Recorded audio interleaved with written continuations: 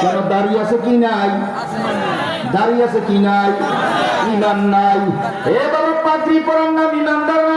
পাগড়ি তো ভারতের প্রধানমন্ত্রীর মাথায় বিশাল বড় একটা আছে, কথা বলে। আমি প্রশ্ন করি, ভারতের প্রধানমন্ত্রী জান্নাতি না জাহান্নামী? মাথায় পাগড়ি আছে কি নাই? আরো জোরে কন। বাবা, হাতে তসবি পরার নাম ইমানদার না? তসবি একটা হাতে লইয়া ঘোরে, কথা কয় না? আপনাকে নারায়ণগঞ্জে নাই?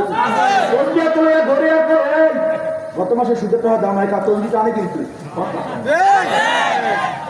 আপনাকে নারায়ণগঞ্জে নাই রে ভাই? তসবি হাতে লইবে, গত মাসে সুদের টাকা দাম হয়, এই 3 দিনের মধ্যে দিয়ে না, কিন্তু সুদ ডবল হইব, কথা কয় না? তসবি হাতে লইয়া একবার খাইলে আনছেন, টাকা আনছেন নি, তসবিটা আনে কিন্তু। ঘুষের টাকা লাই রাখিয়া ফসলের নামাজ হইয়াই পরে স্বাক্ষর দেবার ঘুষের টাকা আগে রাখছে। এই নামের ইমানদার আমগো বাংলাদেশে না? নাই না? হ্যাঁ, নামাজ তো পড়ে, নামাজ তো খ্রিস্টানরা পড়ে সপ্তাহে একদিন। আমার তো মুসলমান সন্তান তো সপ্তাহে একদিন জুমার দিন পরে, কথা বলে। কালকের এই মসজিদের জায়গা আছে খালি থাকবে না, পরশু দিন জহুরে ডান বাম ধরলে 2 কাতার মিলবে না, কথা বলে। এইটা হালত আমাদের হালত তো। যাই হোক, সামনের দিকে আগাইতেছি। আল্লাহ আমাদেরকে বরকত দান করেন, আরো আমি জোরে কন।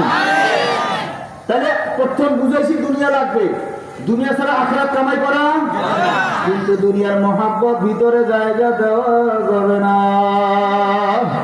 কেন? আল্লাহ পরিচিত ঘটায় দেয়, হে আমার বান্দা বান্দীরা, দুনিয়ার জন্য যারা জন্মগ্রহণ করছো, সব কোরআনের আয়াত অস্বীকার করলেও একটা আয়াতরে অস্বীকার করতে পারবা না। কুল্লু নাফসিন যায়িকাতুল মাউত। আমি আপনাদেরকে প্রশ্ন করি, মরণ হবে কি হবে না? হবে, সন্দেহ নাই, বিশ্বাস হয়েছে? তাই বলেন, মরবেন কবে? সবাই বললেন